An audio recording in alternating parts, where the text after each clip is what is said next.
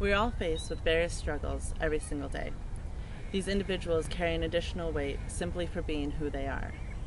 Here is a story of some of the stereotypes and obstacles that they have encountered.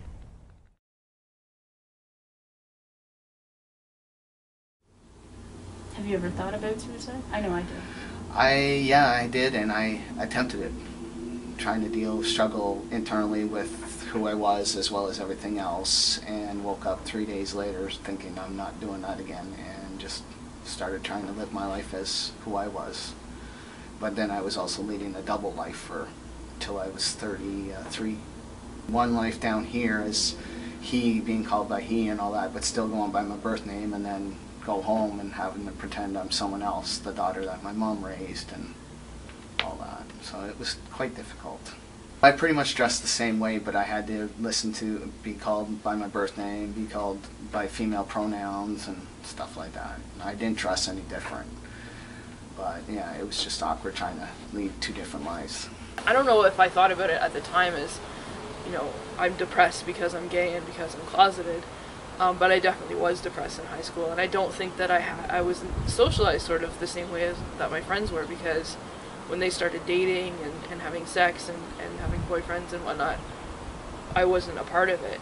Even though I was on the outskirts of that, I tried to do it. I didn't have any real feelings for the guys that I was dating, and they did, and they could relate to each other. And then I was kind of left behind. I was kind of outside of my friends. I wasn't relating to them. Not only are we an abomination, like we sleep with other men or women, but for gay men, it's like they're pedophiles and they're predators, like sexual predators. And I think that that was one of the big ticking things in the back of my parents' head. Oh my goodness, he's gay. Oh, he's going to be a sexual predator. Keep the children away. I don't think they were actually thinking that, but I think it's a common trap to fall in when you're starting to deal with these issues. When I was in high school still, even before I came out, I think the isolation that I felt, that I mentioned earlier, just from not being able to kind of relate to my friends,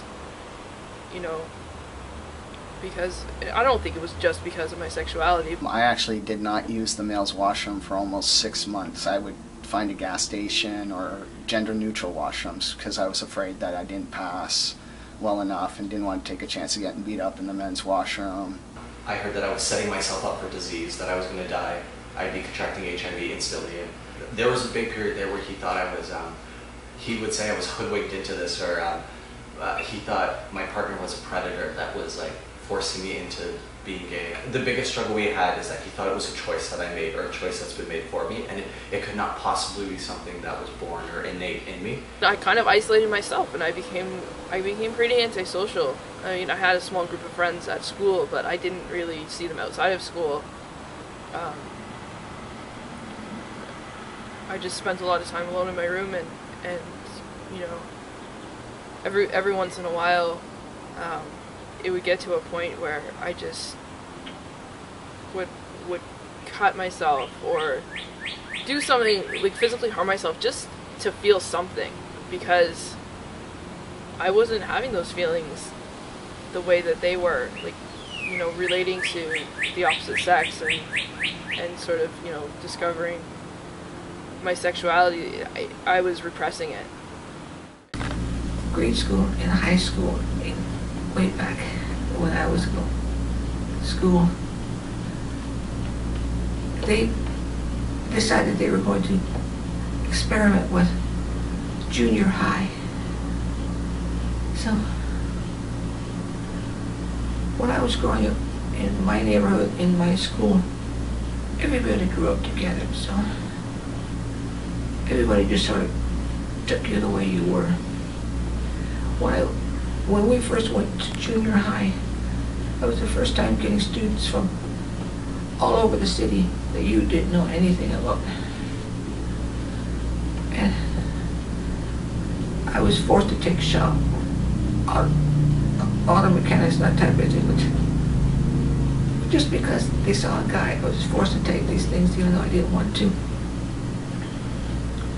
I remember, end of the day, we had to put our tools away, and I was walking across the room to put the tools away, and the big jock, nice and loudly, so everybody could hear, and I can quote the term, I never forgot it. Jesus fucking Christ. You always have to walk like a girl. You're embarrassing the rest of us. It's the first time I had really been slapped in the face with it. I started practice in front of my mirror in the bedroom. Trying to move more like a male, so I won't have to go through that again. I've been crying many nights in front of my mirror because it felt so wrong. After the 3 months experiment with the junior high, that same jock came up to me and said, "It's not working, but thank you for trying." I know for me the struggle was wanting to start on HtE. So I was lucky and found a doctor here that prescribed my testosterone so that a lot of us wouldn't go black market and then not be monitored properly. So, and I do weekly injections of that. Is that gonna ever be able to end or no? No, I'm on testosterone for the rest of my life.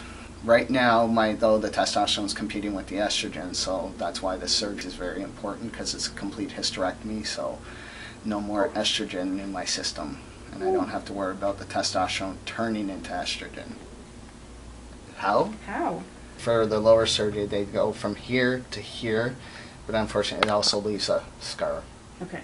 And they roll that to create the penis, and also being on testosterone, the length of just the clitoris grows, and they use that as well. So there's two different types of surgeries. One, it's just to increase the length of the clitoris and to give the natural looking of male balls, or there's the other one where you can use it for not only going to the washroom but have sex with, and that's the higher end, which most of us want.